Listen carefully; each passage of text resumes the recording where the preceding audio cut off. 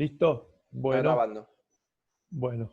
Hola, buenos días. Mi nombre es Luis Castillo Marín y en esta clase quería hacer referencia a las escuelas económicas.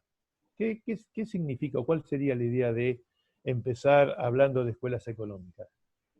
Hay un supuesto de hablar de escuelas económicas. Es pensar que hay distintas perspectivas para pensar la realidad económica. Así que no hay una sola perspectiva o una ciencia económica única, sino que hablar de escuelas económicas o de distintas perspectivas históricas, perspectivas científicas para pensar la realidad económica, es esta amplitud de pensar la realidad. ¿Y qué es lo que constituye esa perspectiva científica particular? Porque se construyen esa perspectiva particular, vamos a llamarlo a lo largo de toda la clase, escuelas económicas. Cuando nos referimos a escuelas económicas, estamos refiriéndonos a una perspectiva para pensar la realidad económica, reconociendo que hay varias perspectivas y no una sola. ¿Qué es lo que constituye cada una de estas escuelas económicas? Ahí tienen ustedes una serie de aspectos que consolidarían o darían unidad a esa perspectiva, a esa escuela económica. Lo que identifica una escuela económica, y cuando estoy hablando de escuela económica, en principio estoy hablando de la economía política clásica, Marx, neoclásicos, Keynes, estos que están aquí abajo, esas serían las escuelas económicas. Que pensar en términos de distintas perspectivas supone decir qué incluye cada una de estas perspectivas, qué es lo particular, por ejemplo, de la economía política clásica. Bueno, cada escuela se hace una pregunta sobre la realidad económica. No es la misma pregunta. Me parece que una perspectiva para pensar estos puntos de vista sobre la realidad económica es ver qué pregunta es la central. La economía política clásica se va a preguntar sobre cómo se reproduce una sociedad donde cada uno decide qué hacer en términos económicos. No hay una autoridad que resuelva esto. Entonces, hay una pregunta que constituye cada uno de los discursos económicos. Marx se basa en otra pregunta distinta, los neoclásicos y Keynes también las preguntan. Es decir, es una pregunta particular y a partir de esa pregunta de la realidad económica, se desarrolla un conjunto de conceptos teóricos. Una escuela se va conformando como a partir de los conceptos que van desarrollando sobre esa pregunta que se hicieron. Esos conceptos que se desarrollan para responder a la pregunta particular de cada escuela económica concluye o de alguna manera expresa una visión de cómo es la sociedad. Si yo digo, supongamos que el concepto que desarrollo para hablar de alguna de las escuelas, es la idea de equilibrio a partir del mercado. Si el mercado logra el equilibrio, las perspectivas hacia adelante son distintas, así planteó, como diría Marx, para ponerme a la teoría del equilibrio a partir del mercado, el carácter contradictorio de este modo de producción. Si yo el concepto que desarrollo para explicar esta realidad desde una escuela económica, desde una perspectiva económica, como por ejemplo Marx, va a ser el tema de la plusvalía y el carácter contradictorio de esta sociedad, la visión que surge, o sea, cómo se va a desarrollar esta sociedad, es distinta que si parto de la idea de equilibrio, el concepto de equilibrio a partir del mercado, o el concepto de apropiación del valor, del plusvalor. Son dos conceptos distintos, corresponden a dos escuelas distintas y que plantean una forma de desarrollo de la sociedad distinta. Yo decía aquí, creo que para entender un poco cada una de las escuelas económicas, ver el contexto histórico en el cual surge, da alguna ayuda para pensar cuál es el interrogante que se plantea. Para entender ese interrogante, el contexto histórico en general aproxima esa idea de escuela económica. Las que vamos a ver en esta clase seguramente vamos a ver la economía política clásica y Marx, dos de las primeras escuelas económicas. En la siguiente clase veremos a los neoclásicos y a Keynes. Es decir que, pero estas escuelas son algo que pasó y terminaron, que es estoy haciendo, mencionar economía política clásica, Marx, por ejemplo, que vamos a tratar hoy. ¿Supone hablar de algo que ya no existe, de una realidad distinta? No. El supuesto es que la economía política clásica, Marx, neoclásicos y Keynes, siguen siendo perspectivas para explicar la realidad de hoy. No son válidas para explicar solamente un periodo anterior del desarrollo de la realidad económica, sino que hoy tienen cierta validez estas perspectivas para pensar la realidad. Por supuesto, no son iguales la dominancia o la importancia de cada una de estas escuelas, no es la misma, pueden ir variando en el tiempo y cada uno puede adherirse o pensar que una perspectiva es distinta a la otra, se aproxima más o tiene más aciertos en describir la realidad que otra perspectiva. Pero el supuesto que tienen en la idea de escuelas económicas es que todas son perspectivas científicas sobre la realidad económica, que hay una sola realidad económica y que las escuelas son distintas perspectivas para pensar esa realidad económica y que esas perspectivas son válidas hoy día. No estoy haciendo una historia de la economía cuando hablo de la economía política clásica, sino estoy planteando algunos de los problemas que se plantearon en la economía política clásica y que hoy siguen siendo vigentes para discutir la realidad económica actual. Ese es los supuestos sobre que se construyen estas escuelas. Así que no hay, el supuesto central es que no hay una ciencia económica única, sino que hay distintas perspectivas científicas para explicar la realidad económica. Pasemos a pensar un poco algunas de estas escuelas económicas. Empecemos por la economía política clásica. Veamos cómo se construye esta explicación particular de la economía, de la realidad económica, perdón.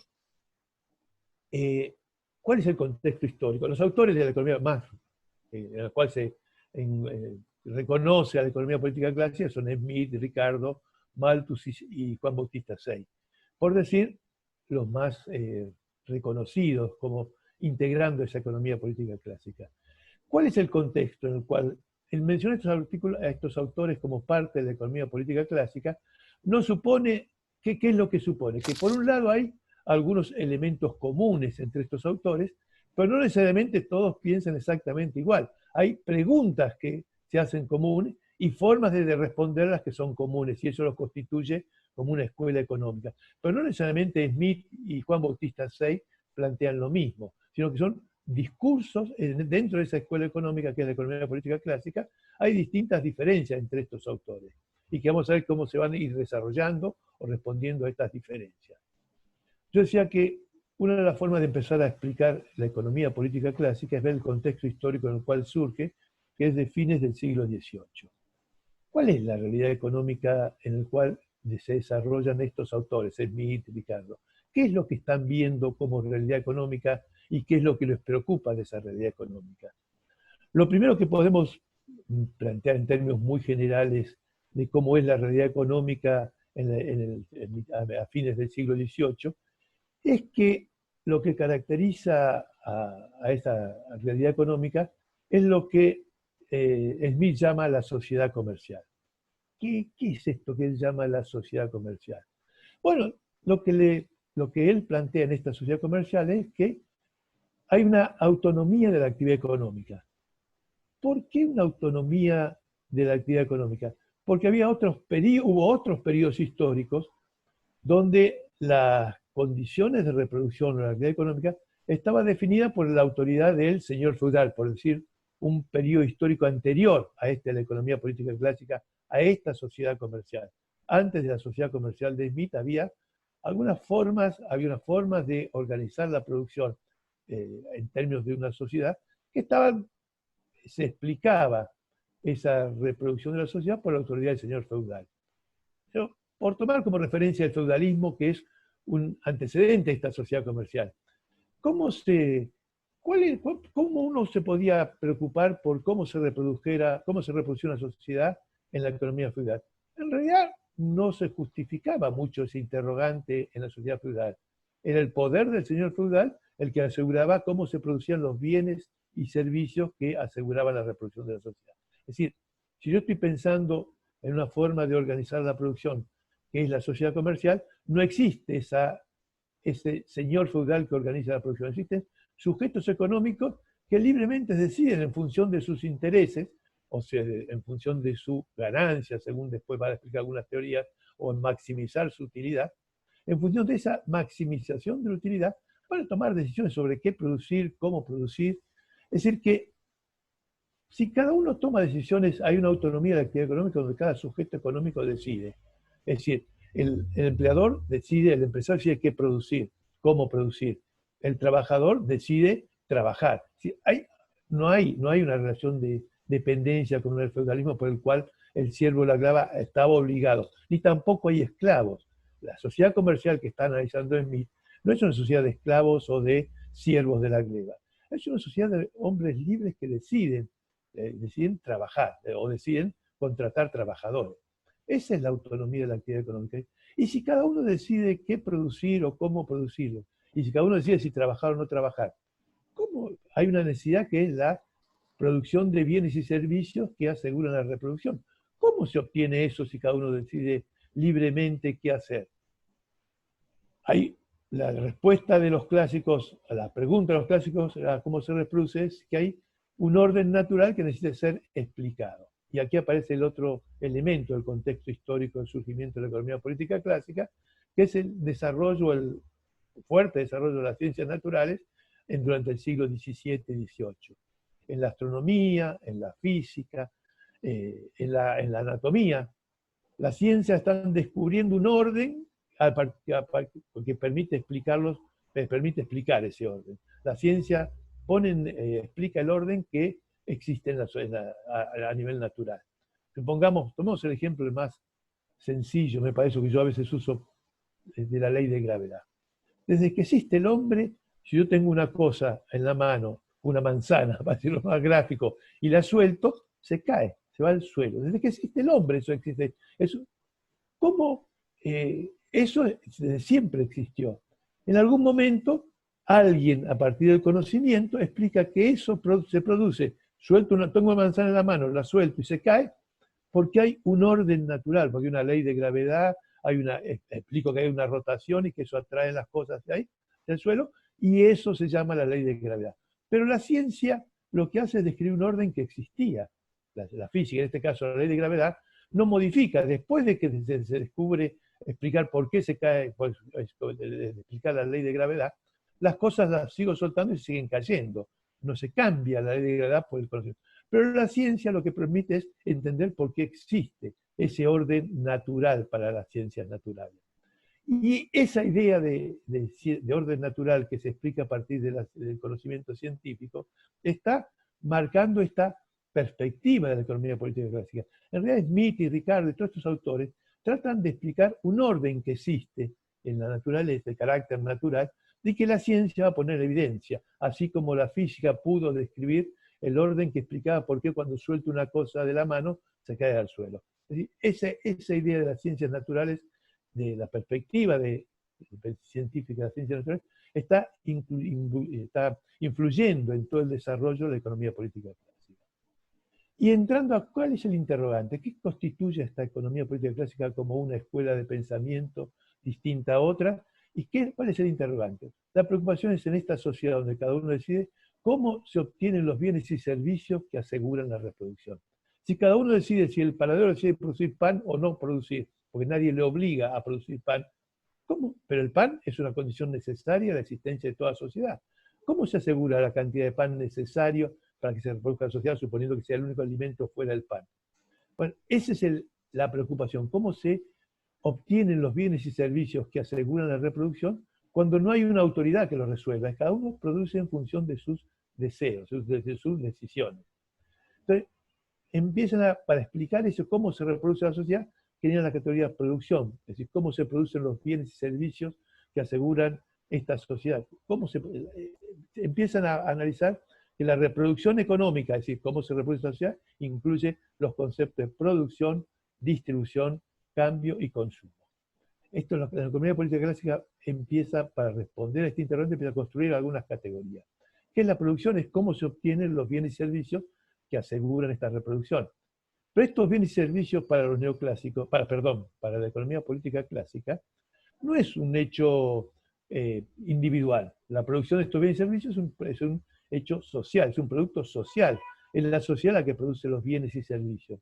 Por lo tanto, hay una segunda fase de la reproducción que es cómo participan en ese producto los sujetos económicos. Es decir, cómo se distribuye entre los participantes este producto económico. La segunda fase de la reproducción se llama la distribución. Es la parte que me toca del producto social. Eso sería la distribución. Yo con esa parte que me toca del producto social, la cambio. Tiene una forma natural, puede ser, me dieron manzanas y yo quiero cambiar las manzanas por carne. El cambio, la circulación o el mercado Es el concepto donde no hay una producción, no se transforma la naturaleza para obtener bienes y servicios. El cambio solo lo que se modifica es la propiedad del bien. Los bienes están ya producidos y el cambio lo que posibilita es el cambio de propiedad de esos bienes. Cambio, circulación o mercado, es el mismo concepto. Y por último, el consumo. Una vez que yo cambié esto que obtuve del proceso productivo por lo que quiero realmente consumir, lo consumo, lo uso, el uso del bien. La utilidad del bien se realiza a partir del consumo. Pero justamente el consumo lo que requiere es el consumo agota el bien y por tanto es necesario producción, distribución, cambio y consumo. Es el concepto de reproducción económica. Para pensar la preocupación de cómo se reproduce la sociedad, se construyen estos conceptos de producción, distribución, cambio y consumo y ver cómo se determinan y qué bienes se producen que aseguren esta reproducción. Lo primero que empiezan a decir para dar cuenta de esta reproducción es que lo que Smith dice en una frase muy, muy sencilla. Smith dice en un momento, desde la división del trabajo, la mayor cantidad de cosas que uno consume no es producto del trabajo de uno, sino del producto del trabajo de otro. Dice, a partir de la división del trabajo, la mayor cantidad de cosas de las que consumo y a partir de la cual me reproduzco yo como persona, no es producto de mi trabajo, sino producto del trabajo ajeno y a partir del cambio puedo acceder a ella. Es decir, lo que caracteriza esto en la sociedad que decía que Smith define como esta sociedad del cambio, es la sociedad comercial. Lo que está describiendo es una sociedad donde la gente, lo que consumo no lo produzco, sino que la mayor parte de lo que consumo es producto de otras personas, es trabajo de otras personas, y a partir del cambio accedo a ello.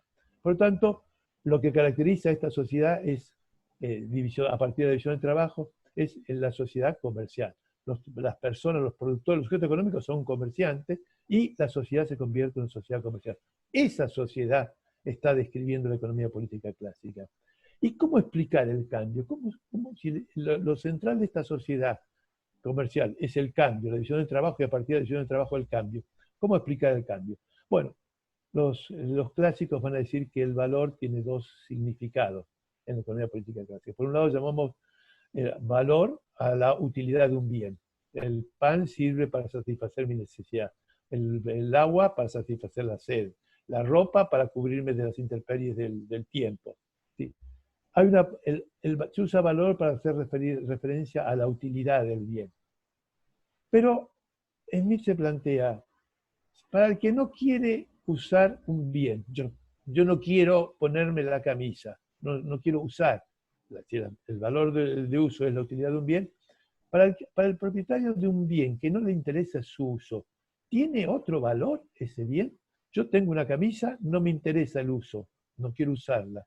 ¿Tiene valor esa camisa para mí? Sí, Smith va a decir, el valor es la capacidad de bienes que puedo adquirir por esa camisa. Así que hay otro valor que no es la utilidad, sino la capacidad de adquirir otros bienes con ese bien. A eso lo llaman los clásicos valor de cambio. Entonces, el valor, hay dos usos del valor, valor de uso y valor de cambio. En uno hace referencia a la utilidad y en otro hace referencia a los bienes que puede adquirir cediendo esa camisa, por ejemplo. Entonces, los clásicos van a empezar a describir o analizar esta reproducción y van a entender que hay distintos, cuando decía que se distribuía el producto, entre quiénes se distribuye el producto. Y los clásicos van a construir las categorías de salario, ganancia y renta, para dar cuenta de cómo se distribuye el producto en esta sociedad comercial. El salario, para los clásicos, la economía política clásica, es la recompensa que se otorga cuando el trabajador es una persona distinta del capital que lo emplea. Identifican el salario como, hasta a partir del concepto de salario, un trabajador y que no es propietario del capital, que no es propietario de los medios de producción, por tanto, un trabajador y un propietario de los medios de producción que emplea. El salario es la recompensa que sostiene el trabajador por ese trabajo. Pero en realidad, si pensamos el salario como la recompensa que otorga el empleador cuando no es propietario el trabajador, lo que uno pregunta es, acá hay un conflicto, porque el trabajador va a querer que esa recompensa sea la máxima y el empleador va a querer que esa recompensa sea la mínima. ¿Cómo se resuelve este conflicto entre el salario como mayor o menor. Y los clásicos así que el mercado va a regular, que va a haber una tasa de salario, un mínimo de salario por debajo del cual no puede bajar el salario, que es el salario natural. Por debajo de eso no podría bajar porque es el que asegura la reproducción del trabajador. Pero si el fondo de salario se excede a esa que recibe el trabajador, excede a esa tasa natural del salario, lo que mejora ese exceso del salario sobre la necesidad de reproducción del trabajador, lo que puede generar es mejores condiciones de reproducción. Las mejores condiciones de reproducción del trabajador y su familia supone incremento de la población. Es decir que tengo minutos, ilimitados, perdón, gracias, tengo minutos ilimitados. Qué suerte. Sí, no para los alumnos, perdón ustedes, yo estaba preocupado por el tiempo porque se me acababa, Claro, pero los por 40 ustedes teóricamente terminaba, pero... me van a dar un poquito más. Bueno, entonces voy a tratar de explayarme un poquito más y no tan rápido para describir esto de la economía política clásica y de Marx después. Está describiendo cómo el salario, una de las formas de distribución del producto, a partir de ese concepto de la preocupación de los precios, cómo se reproduce o cómo se producen los bienes y servicios y se distribuye eso entre los integrantes de la sociedad, el salario, ganancia y renta son las formas de distribución de ese producto social. El salario define el salario como esta recompensa que se le otorga y estamos diciendo que hay un salario, que hay un conflicto a partir de esta idea de salario de los clásicos, que es que los trabajadores quieren que ese salario sea lo más alto posible y los empresarios quieren, o los empleadores mejor dicho, quieren que ese salario sea lo más bajo posible. ¿Cómo se resuelve esta discusión entre empleadores y trabajadores? Y aquí decía yo esto de la idea de salario natural. Hay una tasa natural del salario que asegura la reproducción y si baja por debajo ahí, la sociedad no se puede explicar la reproducción. El salario natural es el que asegura esa reproducción de la sociedad. Si está por encima, decía yo, el salario está por encima del salario natural, si el fondo de empleo que recibe el trabajo está por encima de lo necesario para reproducirse él y su familia, lo que se mejoran son las condiciones de reproducción, es decir, se amplía la población del trabajo. Si hay mejores condiciones, hay menos, digo, en términos muy, los orígenes de esta sociedad comercial, es decir, las condiciones de vida de la reproducción tenía que ver con la salud, con los alimentos, con la cobertura.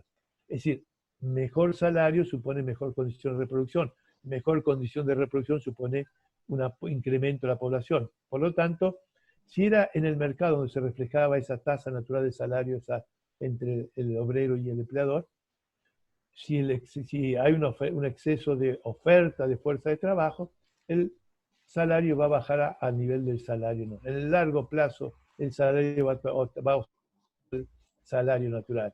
No puede ser no puede ser por debajo del salario natural, porque no se reproduciría la sociedad, que es la preocupación de la economía política clásica. Pero si está por encima del salario natural, la reproducción sería más ampliada, habría más población y a mayor oferta de trabajadores, el precio, el salario como expresión de esa oferta y demanda bajaría. Así que hay una teoría de población detrás de esta teoría del salario. Pero los clásicos diferencian también la ganancia. La ganancia no es el salario del empleador, o el salario por la inspección, o el salario por el control.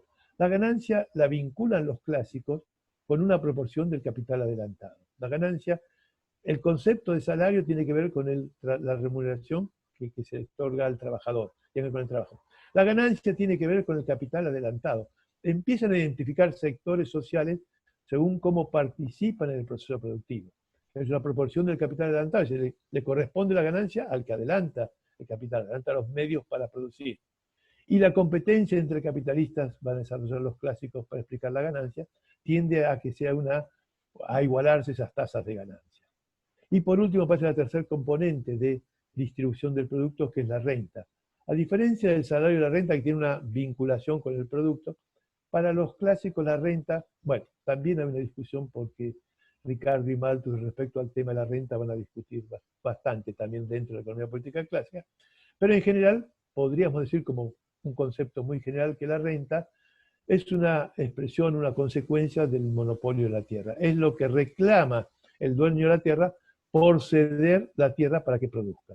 Así que, frente a la pregunta de cómo se reproduce, a la pregunta de cómo se reproduce una sociedad donde cada uno hace lo que quiere en función de sus intereses, esta idea de renta, salario, ganancia y renta, de valor y de división del trabajo y una teoría del valor para explicar el cambio, van generando una explicación de cómo se distribuye esa sociedad, o cómo se reproduce, mejor dicho, una sociedad a partir de la distribución de ese excedente. Es decir, los clásicos les preocupa cómo se reproduce una sociedad donde cada uno hace lo que quiere en términos económicos, a diferencia de la sociedad feudal, donde lo que cada uno hacía no era lo que uno quería, sino lo que el señor feudal definía, y se producía en función de esa decisión o esa relación de dependencia. En esta sociedad comercial de sujetos económicos independientes y autónomos, lo que asegura la producción de bienes y servicios y a partir de eso la reproducción de la sociedad, es este orden natural que los clásicos empiezan a describir con estas categorías. Hay una última categoría que quería discutir con el sistema de precios que asegura esta reproducción de la sociedad. Para los clásicos hay dos conceptos de precio. Un precio natural, que es el que asegura la reproducción de la sociedad. Se llama precio natural el que asegura la reproducción de la sociedad. ¿Y qué precio asegura la reproducción de la sociedad? El que incluya salario, ganancia y renta. El precio de un bien que incluya salario, ganancia y renta es el precio que asegura la reproducción, porque está reproduciendo a los sectores de esta sociedad comercial. A eso los clásicos llaman precio natural. Pero ese precio que asegura, no es, hay otro precio que es el de mercado, es el precio al cual se cambian los bienes. Y los precios, el cambio al precio de mercado o al cual se cambian los bienes refleja las variaciones de la oferta y la demanda. A más oferta va a ser menor precio, a mayor demanda, mayor precio. Es decir, el precio de mercado refleja las variaciones de la oferta y demanda. ¿Y cómo es la relación entre el precio natural, que asegura la reproducción, y el precio de mercado, que es el que refleja la oferta y demanda? Para los clásicos, que están preocupados por la reproducción, el precio de mercado oscila en torno al precio natural. Es el precio natural el que asegura la reproducción. ¿Por qué esta oscilación, esta prioridad del precio natural? Porque lo que están tratando de explicar es la reproducción de la sociedad. Y es el precio natural el que asegura la reproducción. ¿Y qué pasa cuando el precio de mercado excede al precio natural? Porque en algún momento hay mucha demanda de pan. Entonces el precio del pan sube, el precio de mercado, que refleja la oferta, sube. Ante una mucha demanda de pan, el precio del pan sube. ¿Qué significa que el precio del pan sube? Que el precio de mercado se establece por encima del precio natural. Y si el precio de mercado está por encima del precio natural, quiere decir que si el precio natural eran tasas de ganancia, tasa natural de ganancia, supone que en el pan la tasa de ganancia es superior al promedio de tasa de ganancia. ¿Qué pasa si por la elevación del precio de mercado sobre el precio natural del pan se genera una mayor ganancia? Que los empresarios panaderos van a producir más pan. ¿Y qué va a pasar cuando los empresarios panaderos produzcan más pan? Que si se aumenta la oferta de pan, el precio de mercado va a bajar y por lo tanto, por eso decía yo que para los clásicos hay dos conceptos: el sistema de precios natural que asegura la reproducción, y el sistema de precios de mercado que es al cual se cambian los bienes, que refleja las variaciones de la oferta y demanda. Pero si lo que quiero explicar, y es la preocupación de los clásicos, es la reproducción, es el precio natural el que asegura la reproducción, y el precio de mercado va a estar oscilando en torno al precio natural. De esta explicación de la economía política clásica, la pregunta de cómo se reproduce la sociedad, hay un orden natural que asegura la reproducción de la sociedad a partir de la distribución de excedente. Y lo que los clásicos explican es cómo, con estas categorías que mencioné, cómo se distribuye el excedente y se asegura la reproducción de la sociedad. Por lo tanto, desde esta perspectiva, la economía política clásica, y miro para adelante, es el equilibrio, va a ser la reproducción no tiene dificultad mirado en perspectiva. En el largo plazo va a aparecer algunas dificultades según Ricardo, y Malthus en términos del crecimiento de la población y la producción de bienes, pero en general la perspectiva que surge de esta explicación de la reproducción es una expectativa optimista respecto al futuro de la reproducción. La idea de equilibrio tiende a pensar que la reproducción se puede hacer y que el equilibrio que logra el mercado asegura esta reproducción. Es una perspectiva de pensar la realidad económica. La economía política clásica, con esta preinterrogante y con estas categorías, responden a esa preocupación y explican cómo se reproduce la sociedad en términos científicos. Pasemos a la siguiente escuela de pensamiento que se expresa con Marx. Marx va a criticar la explicación, pero más que empezar por Marx, diría, ¿cuál es el contexto histórico de mediados del siglo XIX cuando Marx desarrolla su crítica de la economía política? Bueno, hay el modo de producción, lo que Marx llama modo de producción capitalista, ya está desarrollado.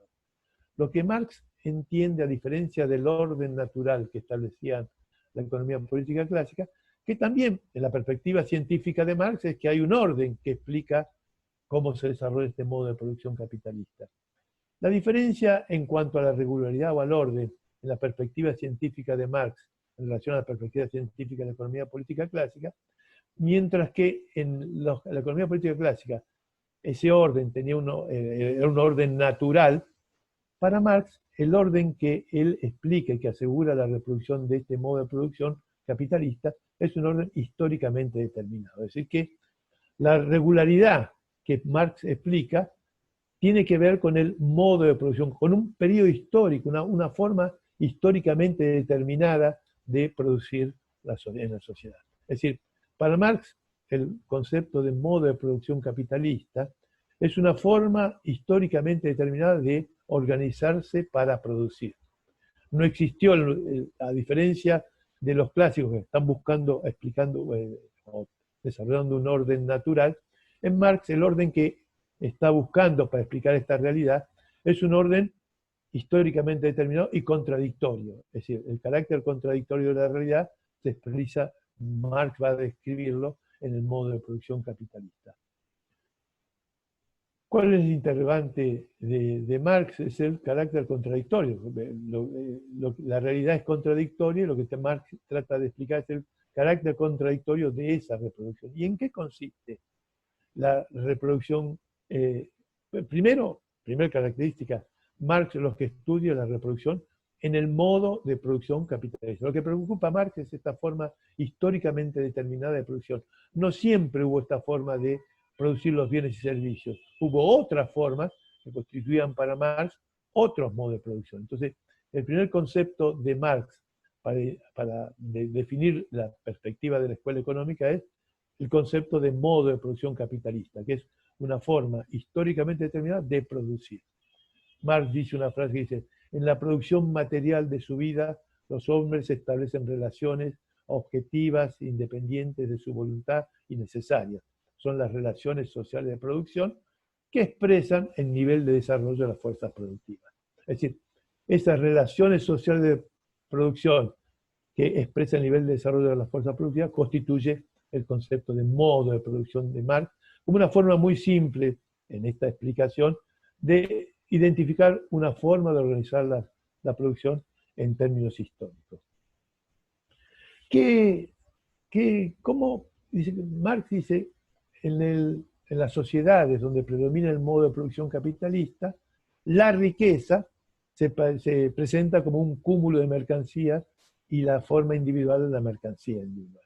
Así que Marx quiere explicar los caracteres contradictorios del modo de producción capitalista para el cual se desarrolla esta realidad, y lo que encuentra como característica del modo de producción capitalista es la mercancía. Por tanto, empieza la explicación de este modo de producción a partir del concepto de mercancía. Y Marx dice, ¿qué es una mercancía? Mercancía lo define como algo que tiene valor de uso y valor. ¿Qué es una mercancía? Alguien que tiene valor de uso y valor. Y las palabras son parecidas a las que decían los Mito, Ricardo. Valor de uso, valor de cambio. Las palabras son parecidas, no la explicación de esas palabras. Mientras que para Marx el valor de uso tiene que ver con las cualidades materiales del bien. el valor de uso para Marx. La mercancía tiene valor de uso y valor. ¿Qué es el valor de uso? La satisfacción de la posibilidad de satisfacer las necesidades humanas que da una mercancía. El bien puede satisfacer una necesidad humana y en eso constituye el valor de uso. La posibilidad de satisfacer necesidades humanas, y esa posibilidad de un bien de satisfacer necesidades humanas está determinada por su materialidad. Es el componente material del bien el que da su utilidad. En Marx, la utilidad es la posibilidad de un bien, el valor de uso, perdón, es la posibilidad de un bien de satisfacer una necesidad humana. Pero ¿cómo desde siempre Marx lo que está explicando es cómo se reproduce el modo de producción capitalista? Pero esto del valor de uso, la capacidad de un bien de satisfacer una necesidad humana, desde siempre existió. Si la mercancía es valor de uso y valor, Marx se metió en la mercancía para explicar el modo de producción capitalista, esta parte de la mercancía, que es el valor de uso, desde siempre, desde que existe el hombre, el producto del trabajo tiene una utilidad y esa utilidad tiene que ver con satisfacción de la necesidad humana. Por lo tanto, si lo que Marx quiere explicar el modo de producción capitalista y empezó por la mercancía, por lo particular de este modo de producción, esta parte de la mercancía que es el valor de uso no le da respuesta a su preocupación del modo de producción. Entonces, veamos qué es la otra parte de la mercancía, que es el valor o el valor de cambio. En principio, Marx al empezar va a hablar valor y valor de cambio, después va a diferenciar y reconocer que el valor de cambio es la forma en que se manifiesta el valor. ¿Qué es el valor? Para explicar el valor, Marx va a recurrir al doble carácter del trabajo. Esta doble característica de la mercancía refleja el doble carácter del trabajo.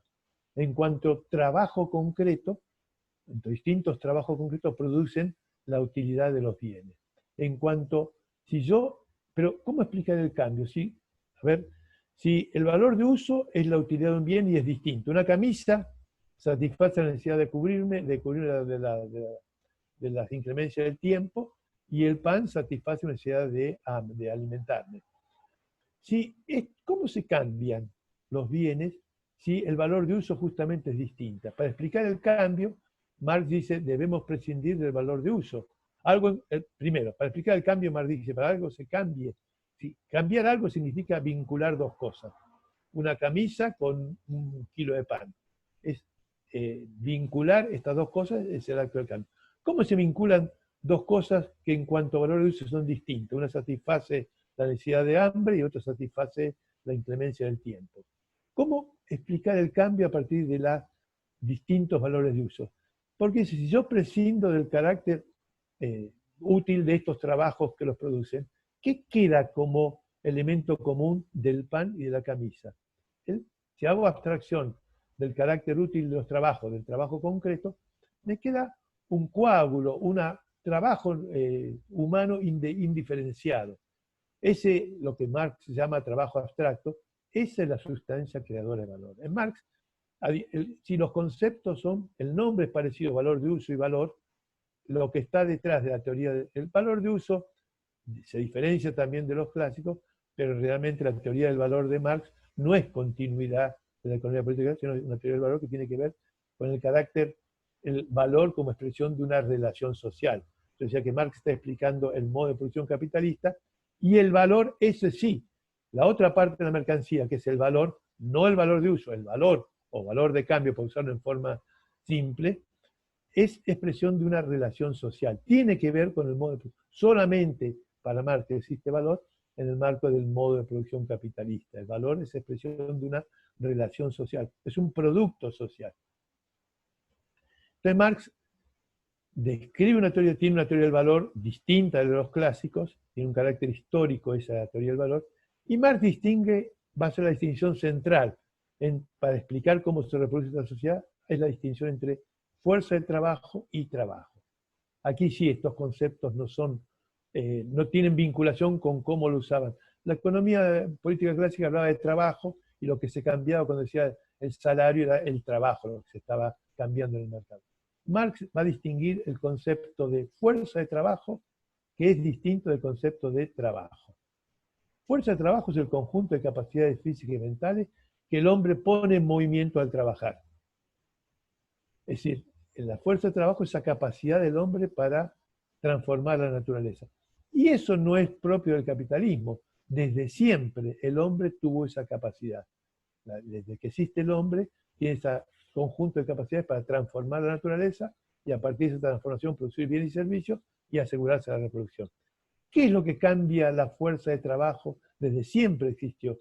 ¿Qué es lo propio de la fuerza de trabajo en el capitalismo? Que es una mercancía. ¿Qué significa que algo es una mercancía? Que se puede cambiar, que tiene valor de uso y valor. Y, por lo tanto, la fuerza de trabajo, este conjunto de capacidades físicamente que tiene el hombre y que se pone en movimiento en el trabajo, lo que cambia en el capitalismo es que es una mercancía y se vende. Y se vende, las mercancías se cambian a su valor. ¿Y qué es? Es una mercancía que tiene un valor y por tanto se cambia en el mercado. Lo que el empleador compra es una mercancía, que es la fuerza de trabajo. El asalariado vende esa capacidad de transformar, se la vende por un tiempo al empleador, y esa es la fuerza de trabajo. Lo que vende es una mercancía que tiene un valor. Ahora, vayamos en formas muy simples, el empleador lleva ese trabajador al taller, lo pone en el taller, y el taller le compró el valor de la fuerza de trabajo de una jornada. Lo sienta en el banco y se quedan tomando mate los dos charlando. ¿En cuánto trabajo creó esa fuerza, esa capacidad esa fuerza de trabajo, ese conjunto de capacidades que compró por un tiempo el empleador, pero que se sentó a charlar con él y no trabajó? ¿Cuánto valor creó? En realidad no creó nada porque lo que crea valor no es esa capacidad, sino lo que crea valor es el trabajo, es la sustancia creadora de valor, decía Marx cuando explicábamos la teoría del valor.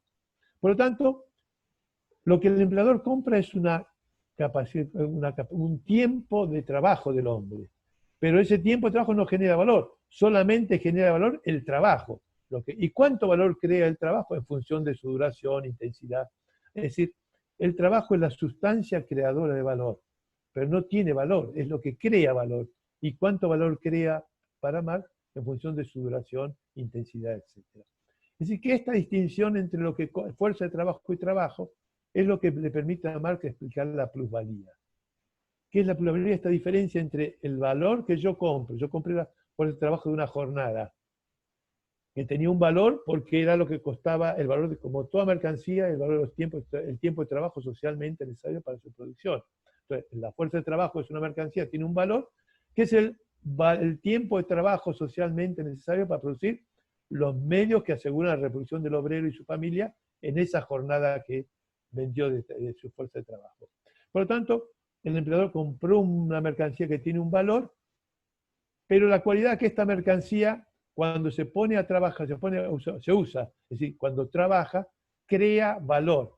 Y no crea valor en función del valor de la fuerza de trabajo, crea valor en función de su duración y su intensidad. Por lo tanto, es esta diferencia entre el valor creado por la fuerza de trabajo y el valor de la fuerza de trabajo, esta diferencia entre el valor de la fuerza de trabajo, una cosa que viene dada, y el valor creado por el trabajo, lo que constituye una plusvalía. Esa plusvalía, entonces, Marx lo que está explicando a partir de la teoría del valor es que hay una parte del valor creado que no se le remunera, como decían los clásicos, al trabajador. Hay una parte del valor creado que se apropia el dueño de los medios de producción, el que organizó la producción, que es el empresario capitalista. Entonces hay una idea de la plusvalía, como diferente, que es a partir del cual se puede explicar el carácter contradictorio de esta reproducción capitalista, y esta plusvalía, en la medida que se reintegra el proceso productivo, se amplía el proceso productivo en lo que se llama la acumulación. ¿De qué depende el nivel de empleo para Marx? Para Marx, bueno, primero, antes, cuando habla de la plusvalía de acumulación, tendría que hacer referencia que en este contexto de valor, el proceso de trabajo es proceso de valorización. Yo he dicho que como trabajo existe desde que siempre existió y se obtienen valores de uso. Como trabajo, como fuerza de trabajo, digo, el proceso de trabajo concreto. Como trabajo abstracto, es propio del capitalismo y la sustancia creadora de valor. Entonces, ¿cómo se, de qué depende el nivel de empleo? ¿De qué depende el nivel de empleo en este modo de producción? De la necesidad de valorización del capital. El proceso de trabajo se convierte en proceso de valorización al mismo tiempo. No solamente se producen valores de uso, como siempre en el proceso de trabajo, sino que en este modo de producción, además de valores de uso, se producen valores. Y no solamente se producen valores, sino que se produce un valor mayor del que existía. Por lo tanto, la búsqueda de valor es la que explica la reproducción del proceso productivo en el capitalismo. Es decir, esa reproducción de trabajo simultáneamente con reproducción de valor, lo que importa es la producción de un valor mayor. Un empresario no se pone a producir camisas en función de la utilidad o el valor de uso de las camisas. No le interesa el valor de uso de las camisas. Produce camisas en función del valor, la posibilidad de obtener un valor mayor a partir de la producción de camisas. Si el proceso de trabajo capitalista como proceso de trabajo, proceso de valorización, lo importante es el proceso de valorización. Por lo tanto, el nivel de empleo depende de las necesidades de acumulación o de valorización del capital. El nivel de empleo expresa la necesidad de valorización. Los empresarios contratan más trabajadores en función de la posibilidad de valorizar. Si no pueden valorizar, no contratan más trabajadores.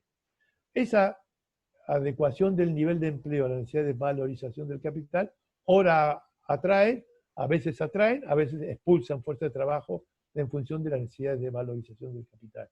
Esto genera lo que Marx llama un excedente de población respecto a las necesidades. En algunos momentos, la población dispuesta a trabajar excede a la necesidad del proceso de valorización.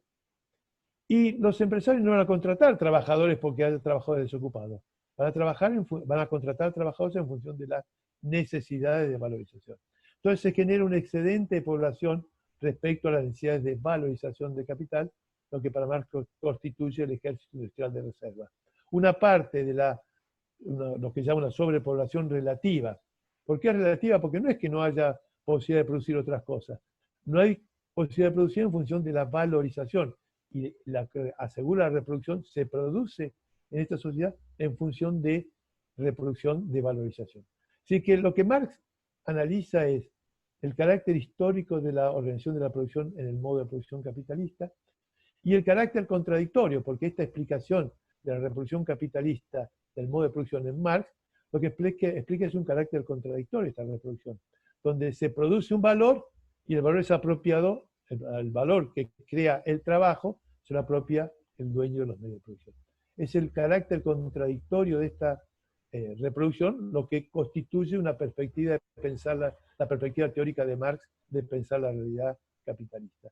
Sí, la economía política clásica y Marx son dos formas de pensar la realidad económica, pero están hablando de la misma realidad económica.